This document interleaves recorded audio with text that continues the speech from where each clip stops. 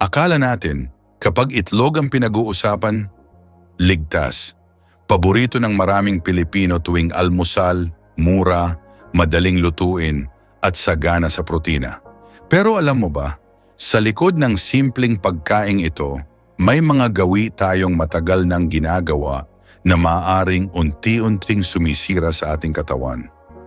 Lalo na kapag lagpas ka na sa edad na 60. Hindi dahil masama ang itlog, kundi dahil may ilang paraan ng paghahanda, pagluluto at pagkain nito na kung hindi mo alam, maaaring maging tahimik na sanhi ng mga karamdaman. Minsan, akala natin, simpleng kabag lang. Pero sa katotohanan, may kinalaman na pala sa kung paanong araw-araw tayong humahawak sa itlog. Isipin mo, 65 taon ka na. Araw-araw kang nagpiprito ng itlog sa mantikang paulit-ulit ng ginamit, laging crispy, laging brown, masarap sa paningin at panlasa. Pero pagkatapos kumain, may paninikip sa tiyan. Kakaibang init sa sikmura. Inaakala mong normal na bahagi lang ito ng pagtanda. Pero sa video nating ito, baka mapagtanto mong hindi pala dapat. Marami sa atin, hindi naman dahil pabaya, kundi dahil hindi lang talaga na ipapaliwanag sa atin ang epekto ng mga maliit pero paulit-ulit na gawe. At kung hindi natin ito nalalaman, baka araw-araw na pala tayong may nilulunok na panganib at itlog ang pinagmumulan nito. Sa video nating ito, ilalahad natin ang 6 na pinakakaraniwang pagkakamaling ginagawa ng mga senior pagdating sa itlog. Mga gawing sa unang tingin ay parang wala namang masama, pero kapag inulit ng inulit, may kapalit. At ang masaklap, ito ay mga gawi sa itlog na karaniwan sa mga matatanda, pero hindi na pag-uusapan. At kung sa bawat araw ay inuulit mo ang parehong paraan ng pagluluto, pare-parehong mantika, pare-parehong oras, pare-parehong kaldero, pero napapansin mong palaging masama ang pakiramdam mo pagkatapos, baka hindi aksidente yan. Tandaan, ang maling pagkain ng itlog ay posibleng konektado sa pananakit ng tiyan, pananakit ng kasukasuan at pagkahapon ng mga senior. Kaya bago mo muli basagin ang susunod mong itlog bukas ng umaga, samahan mo muna ako rito. Baka isang simpleng pagbabago lang ang kailangan para maibalik mo ang lakas na akala mo'y wala na. Dahil hindi mo kailangang itigil ang pagkain ng itlog. Pero dapat mong malaman kung kailan ito nagiging lason. Ito ang 5 gawing tahimik pero unti-unting nagpapalason sa itlog at kung paano mo maiiwasan ang mga ito. Dahil ang kalusugan hindi inaasa, pinag-iingatan. Number 1, sobrang pagluluto ng itlog. Isa sa mga pinakakaraniwang gawi sa maraming tahanan ay ang pagluluto ng itlog sa sobrang taas na init. Madalas gusto natin ng itlog na brown ang gilid, crispy at lutong-luto. Lalo na kung ito'y sunny side up or scrambled. Mas maganda sa tingin kapag may kaunting pagkasunog. Pero alam mo ba, sa bawat sobrang lutong itlog, may nutrients na unti-unting nawawala. Kapag ang itlog ay naluluto sa mataas na init, nagkakaroon ng tinatawag na oksidasyon. Ang oksidasyon ay isang proseso kung saan ang natural na taba at kolesterol ng itlog ay nagbabago ng anyo. Kapag ito'y na-oxidize, hindi na ito kayang gamitin ng katawan sa positibong paraan. Sa halip, ito'y maaring magdulot ng pamamaga sa loob ng katawan na konektado sa mga chronic diseases tulad ng arthritis at sakit sa puso, lalo na sa mga senior. Itlog ay natural na masustansya, puno ng vitamin B12, folate, lutein at iba pang nutrients para sa utak at mata. Pero kapag ito ay niluto sa sobrang init, maraming bahagi ng mga ito ang nasisira at ang pinakamasaklap, hindi mo ito mapapansin sa lasa. Akala mo'y masarap. Pero ang katawan mo unti-unting napapagod. Isang halimbawa nito si Mang Robert, 74 na taong gulang. Araw-araw siyang nagpiprito ng itlog sa mainit na mantika.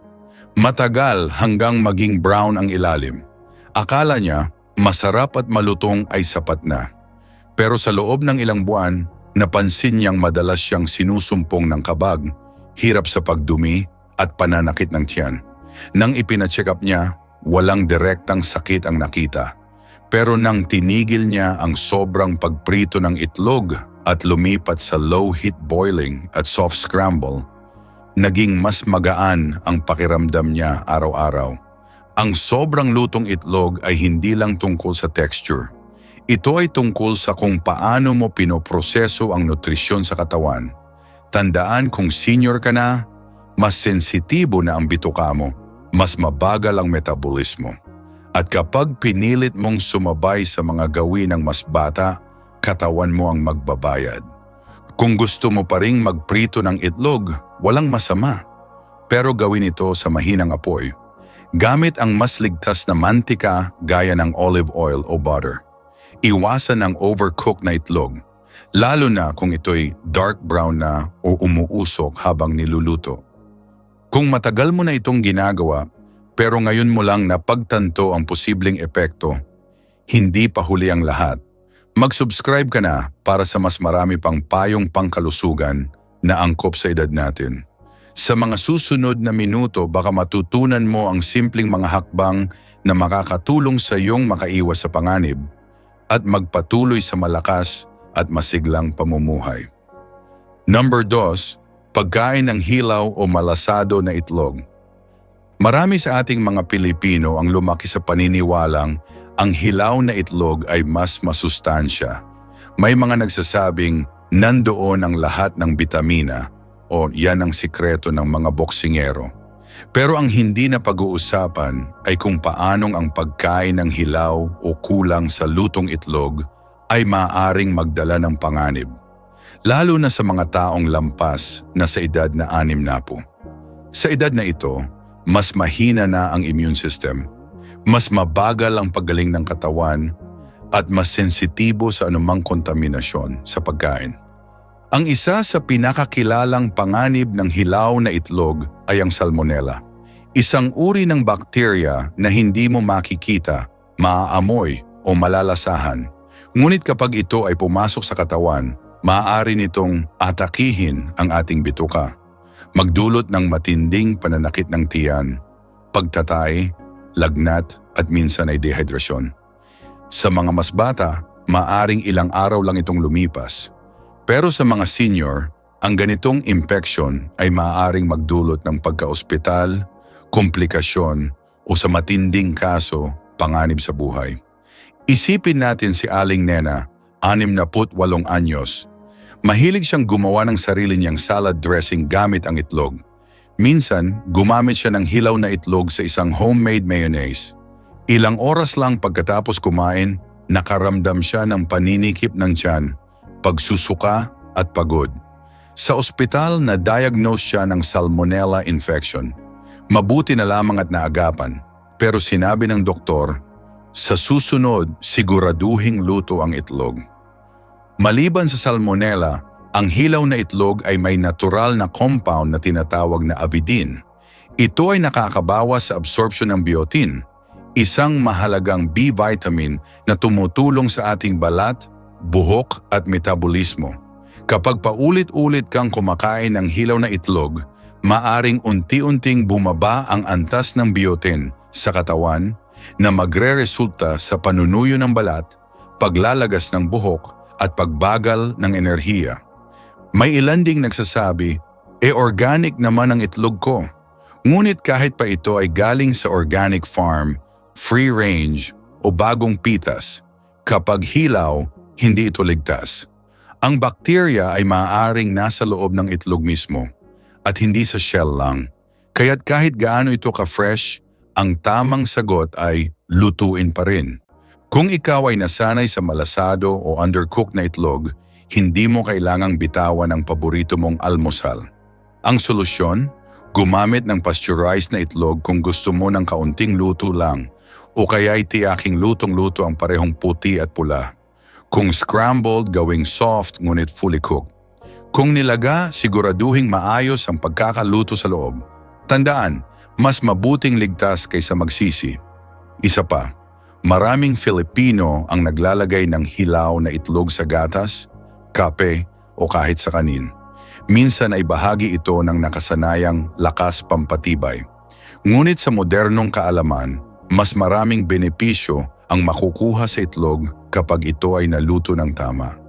At sa edad na 60 pataas, wala nang puwang para sa eksperimento sa pagkain. Ang bawat subo dapat panatag. Ang tamang pagkain ng itlog ay hindi nangangahulugang mawalan ka ng lasa sa pagkain, kundi mas maging matalino sa pagpili. Kung ikaw ay senior, iwasan ang hilaw o malasadong itlog. Piliin ang ligtas, piliin ang ganap na luto. Hindi lahat ng nakasanayan ay ligtas. Minsan, ang gawin natin nung mas bata tayo ay hindi na akma sa katawan natin ngayon. Ang kalusugan mo ay kayamanan. Protektahan mo ito sa bawat pagkain, sa bawat desisyon sa kusina. Sa susunod mong almusal, pag-isipan mo, luto na ba ng maayos ang itlog ko? Dahil ang simpleng gawi ay maaaring gumawa ng malaking kaibahan sa iyong lakas, ginhawa at haba ng buhay. Number 3, mali o delayed na pag-imbak ng lutong itlog.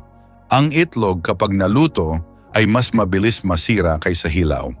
Kapag hindi agad na ilagay sa refrigerator, nagsisimula itong pamahayan ng bakterya gaya ng Salmonella, Listeria o E. coli. Ito'y delikado lalo na sa mga senior dahil mas mahina na ang resistensya ng katawan at mas matagal makabawi ang sistemang panunaw. Isang halimbawa si Mang Ernesto, 72 taong gulang. Lingguhan siyang nagluluto ng itlog at iniimbak sa lumang plastic container. Dahil hindi ito airtight at madalas ay hindi niya agad kinakain, unti-unti siyang nakaranas ng pananakit ng tiyan. Sa unay inisip niyang simpleng kabag lamang ito, pero nang hindi na mawala ang sintomas, nagpa-check up siya. Kalaunan, napag-alamang sanhi ito ng maling pagkaimbak. Ang itlog na inaakala niyang nakakatipid sa oras ay unti-unti na palang nagpapahirap sa kanyang katawan. Ang tamang pag-iimbak ay simple lang pero kritikal. Hayaang lumamig ang itlog ng hindi lalampas sa 1 oras pagkatapos lutuin, saka ilagay sa airtight container sa pinakaloob ng refrigerator, hindi sa pinto. Mahalaga ang lokasyon sa loob ng ref dahil mas pabago-bago ang temperatura sa pinto, kaya mas madaling masira ang pagkain. Scrambled o pritong itlog ay dapat kainin sa loob ng 3 hanggang 4 na araw. Hard-boiled hanggang 7 araw basta hindi pa nababalatan. Marami ang nakakalimot na kahit lutong pagkain ay maaaring maging breeding ground ng bakterya kapag hindi maayos ang paghawak. Ang itlog ay maselan, madaling makakuha ng kontaminasyon kung madikit sa hilaw na karne, maruming kutsara o kahon ng gulay na hindi nahugasan. Kaya't siguraduhin ding hiwalay ang lalagyan nito at malinis ang mga kagamitan bago ito ilagay sa ref. Kung nais mong painitin muli ang itlog, gawin ito ng dahan-dahan. Iwasan ng sobrang init na nagdudulot ng rubbery na texture. Gumamit ng kalan at magdagdag ng kaunting tubig o sabaw upang manatiling malambot. Kung microwave ang gamit, gumamit ng mababang setting at painitin ito sa maikling pagitan habang hinahalo. Ang maling paraan ng pag-init ay hindi lang pumapatay sa lasa, sinisira rin ang natitirang nutrisyon. Bukod sa pisikal na epekto, may epekto rin ito sa kalooban. Isipin mo, araw-araw mong iniisip na malusog ang kinakain mo, pero sa likod nito, may tahimik na panganib. Hindi natin gustong mapunta sa ospital dahil sa itlog, kaya't habang maaga pa, baguhin ang gawe. Ang pagkain ng itlog ay bahagi ng kultura at ginhawa natin bilang Pilipino. Ngunit ang ginhawang ito ay dapat nakaangkla sa tamang kaalaman. Hindi masama ang maghanda ng marami, basta't alam mo kung paano ito hawakan, itabi at irihit. Ang itlog ay mananatiling masustansya kung iingatan. Sa huli, tanungin mo ang sarili mo. Saan ko itinatabi ang itlog pagkatapos lutuin? Ginagamit ko ba ang tamang lalagyan? Gaano katagal ito sa ref? At higit sa lahat, nakakaramdam ba ako ng discomfort pagkatapos itong kainin? Baka oras na para i-review ang nakasanayang gawi. Dahil sa edad natin ngayon, bawat pagkain ay desisyon. At ang tamang desisyon, kahit sa simpleng itlog lang, ay maaaring magdagdag ng lakas, ginhawa at mahabang buhay. Number 4, pagkain ng basag o expired na itlog. Sa unang tingin, ang itlog na may bahagyang bitak sa shell ay tila wala namang problema, lalo na kung walang kakaibang amoy at mukhang maayos pa. Pero alam mo ba na ang kahit maliit na basag ay maaring magbigay daan sa pagpasok ng bakterya na mapanganib sa katawan? At kung ang itlog ay expired na o hindi mo alam kung gaano na ito katagal sa ref, mas mataas ang panganib, lalo na sa mga matatanda. Ang itlog ay natural na may proteksyon sa shell nito. Kapag ito ay buo, mahirap pasukin ng mikrobyo. Ngunit kung may bitak, lalo na kung hindi mo agad napansin, maaring unti-unting mapasukan ito ng hangin at bakterya. Ang resulta, pagkain ng itlog na kontaminado, kahit ito'y lutong-luto, ay maaari pa ring magdulot ng sakit gaya ng food poisoning. Isang halimbawa si Aling Evelyn, 74 na taong gulang. Isang umaga, napansin niyang may bahagyang amoy ang isang itlog, pero dahil sanay siyang huwag magsayang ng pagkain, ginamit pa rin niya ito sa ginisang gulay. Ilang oras matapos kumain, nakaramdam siya ng matinding pananakit ng tiyan at pagsusuka. Sa ospital, napag-alamang galing ito sa sirang itlog. Sa payo ng doktor, simula noon ay lagi na siyang nagsasagawa ng simpleng water test. Ano ang water test? Ilagay ang itlog sa isang baso ng malamig na tubig. Kung ito ay lumubog at nanatiling nakahiga, sariwa pa ito.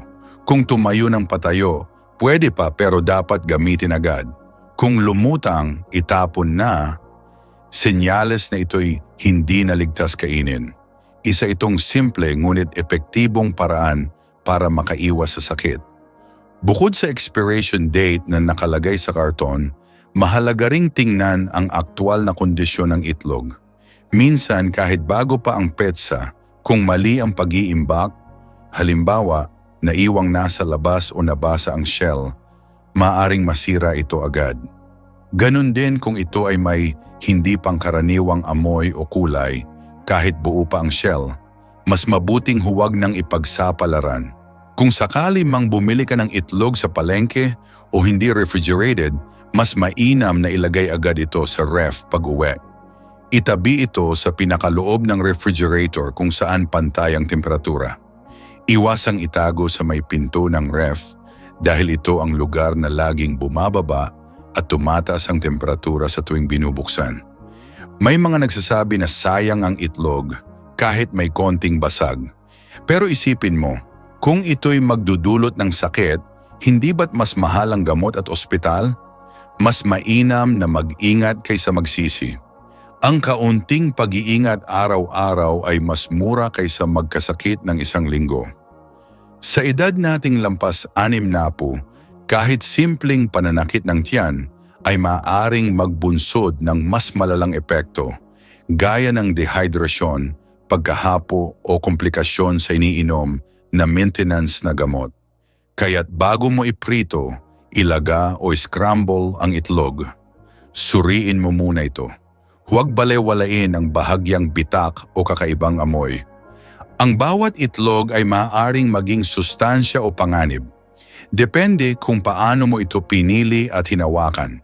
Sa tulong ng simpleng pag-obserba at kaunting dagdag na pag-iingat, mapapanatili mong ligtas ang iyong pagkain at kalusugan. Tandaan, sa simpleng pagtingin at pag-amoy, maaari kang makaiwas sa araw-araw na problema sa tiyan. Huwag mong hayaang ang isang itlog ang sumira ng buong araw mo. Piliin ang sariwa, iwasan ang basag, at alamin ang expiration. Dahil ang kalusugan sa senior na edad ay hindi basta-basta. Protektahan mo ito, isang itlog ang simula. Number 5, paggamit ng hindi malusog na cooking oil sa pagprito ng itlog. Para sa karamihan sa atin, ang itlog ay hindi kumpleto kung walang kaunting mantika. Isang pritong itlog na may malutong na gilid at gininto ang pula, masarap sa paningin at panlasa. Pero ang tanong, anong mantika ang gamit mo?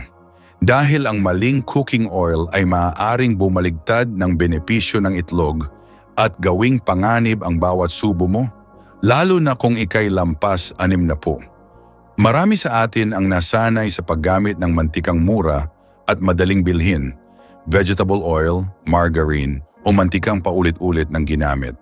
Sa unang tingin, walang masama, basta't napiprito ang itlog.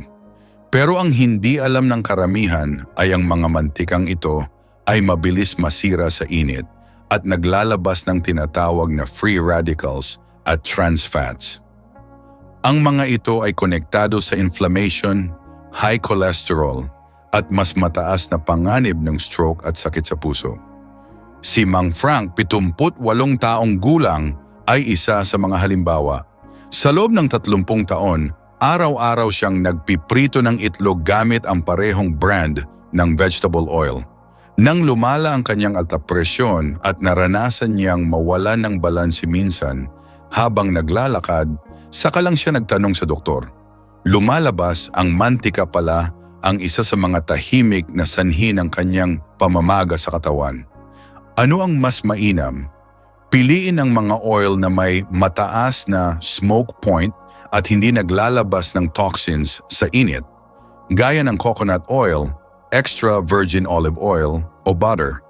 Ang mga ito ay may natural na fat profile na hindi lang ligtas sa init, kundi may sariling benepisyo rin sa katawan. Sa pagprito, mahalaga rin ang temperatura. Iwasang sobrang init ang kalan dahil kahit gaano pa kaganda ang mantika mo, kung sunog ang mantika, sunog din ang sustansya. Kapag nagsimula ng umusok ang mantika, senyales na ito ay nasira na. Dapat ay dahan-dahan lang ang init, sapat para maluto ang itlog nang hindi nadudurog ang nutrisyon. Huwag matakot sa natural na mantika. Ang problema sa ngayon ay hindi lang ang mantika, kundi ang kombinasyon ng maling mantika, maling init at maling dami. Lahat ito, kapag pinagsama, ay nagdudulot ng unti-unting pinsala sa katawan. Ang hindi malusog na mantika ay parang tahimik na lason. Wala kang nararamdaman sa simula, pero unti-unti nitong sinisira ang iyong mga ugat, utak at kasukasuan. Kaya sa bawat pagprito ng itlog, tanungin mo ang sarili mo, ano ang gamit kong mantika? Gaano kainit ang kalan? Ilang beses ko nang ginamit ang mantikang ito? Sa edad nating ito, hindi na natin afford ang pabaya. Ang mga simpleng gawi sa kusina ay may malalim na epekto sa ating kalusugan. At kung araw-araw mong kakainin ang itlog, gawin mo na itong ligtas. Piliin ang mantikang mas malapit sa kalikasan. Dahil minsan, ang pagbabago sa mantika lang ang kailangan para bumalik ang sigla mo. Number 6. Paggamit ng maruming shell o paghuhugas ng itlog sa mali o huling oras. Sa unang tingin, parang simpleng bagay lang ang shell ng itlog. Basta't hindi basag at hindi nabubulok ang loob, ayos lang. Yan ang iniisip ng karamihan. Pero ang hindi alam ng marami ay ang shell mismo ay maaaring pagmulan ng sakit kung mali ang paghawak o kung hindi wasto ang timing ng paghuhugas. Lalo na kung lampas 60 ka na at mas mahina na ang resistensya, ang simpleng kabaliwan sa kalinisan ay pwedeng mauwi sa komplikasyon. Alam mo ba na ang shell ng itlog ay maaaring magdala ng salmonella at iba pang bakterya?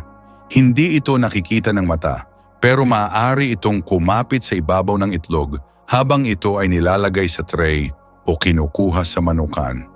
At kung ang itlog ay iniluluto na hindi nahugasan o hinugasan pero huli na, maaaring pumasok ang bakterya sa loob, lalo na kung may microcrack sa shell. Isa pa, kung niluto mo ang itlog at saka mo lang nahugasan, ang kontaminasyon ay maaari nang kumalat sa ibang gamit sa kusina. Isang halimbawa si Aling Tess, 66 na anyos, na nahilig sa soft-boiled eggs sa kanyang almusal. Araw-araw kumukuha siya ng itlog mula sa ref, diretso sa kaserola at niluluto. Ngunit hindi niya alam, ang isang itlog na may bahagyang bitak ay naging daan ng bakterya na hindi namatay sa loob. At kinabukasan, siya ay dinala sa klinik dahil sa pananakit ng tiyan at pagsusuka.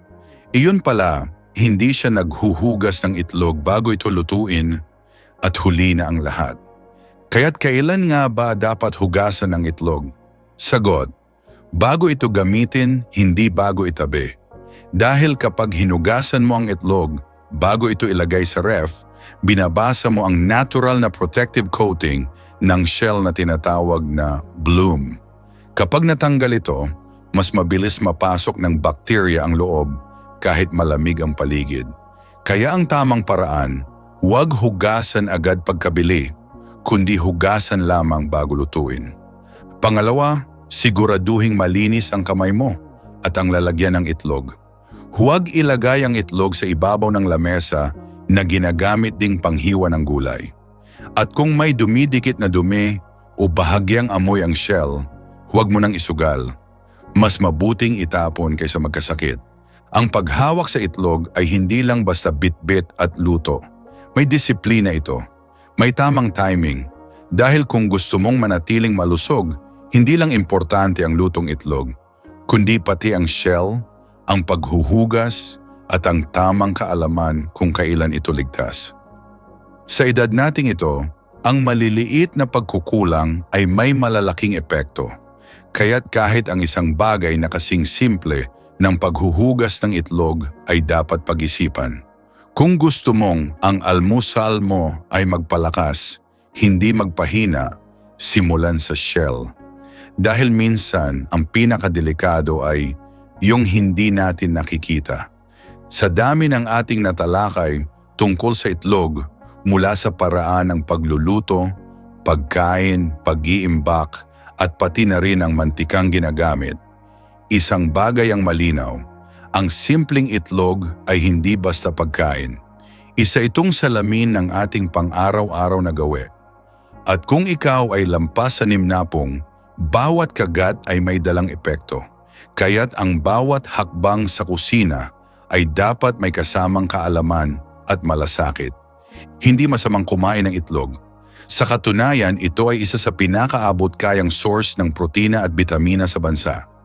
Pero gaya ng kahit anong bagay, kapag mali ang paraan ng paghahanda, ito'y maaring bumaligtad at magdulot ng panganib. Ang sikreto ay hindi sa pag-iwas, kundi sa tamang kaalaman, tamang disiplina at tamang desisyon sa bawat galaw sa kusina. Habang tayo'y tumatanda, mas nagiging sensitibo ang ating katawan. Ang bitukang dati kayang tumanggap ng kung ano-anong pagkain, ngayon ay nagrereklamo na. Ang mga kasukasuan ay mabilis nang sumakit. Ang tiyan, minsan ay bloated, minsan ay barado. Lahat ng ito ay maaaring konektado sa mga simpleng bagay na matagal na nating hindi pinapansin, kagaya ng itlog. Kaya bago ka muling magprito bukas ng umaga, bago ka muling maglaga o mag-scramble ng itlog, huminto ka sandali. Tanungin mo ang sarili mo, paano ko ito niluluto? Ano ang gamit kong mantika? Saan ko ito iniimbak? Sariwa pa ba ito? May bitak ba ang shell? Ilang araw na ba ito sa ref? Mga tanong na dati ay hindi mo sinasagot. Pero ngayon, ito na ang magpapahaba ng buhay mo kung tutulungan mong sagutin ng tama. Hindi mo kailangang iwasan ng itlog o matakot. Sa edad natin ngayon, wala nang maliit na bagay pagdating sa kalusugan. Ang bawat sangkap, bawat gawi, bawat proseso may kabayaran. At kung gusto mong gumaan ang pakiramdam mo, magkaroon ng mas malinaw na isipan, at maiwasan ang mga hindi kailangang gamutan, kailangan mong magsimula sa kusina. Gamitin ang video na ito bilang paalala. Ibalik ang respeto sa pagkain. Huwag mong hayaan na ang itlog na dating sinisimbolo ng lakas ay maging dahilan ng iyong panghihina. Gamitin ito ng tama at ituro rin sa iba. Dahil sa bawat bahay na may senior, nararapat lang na mayroong kusinang marunong mag-ingat. Kung naramdaman mong may natutunan ka rito, tandaan, ang simpleng kaalaman ay walang saysay kung hindi isinasabuhay.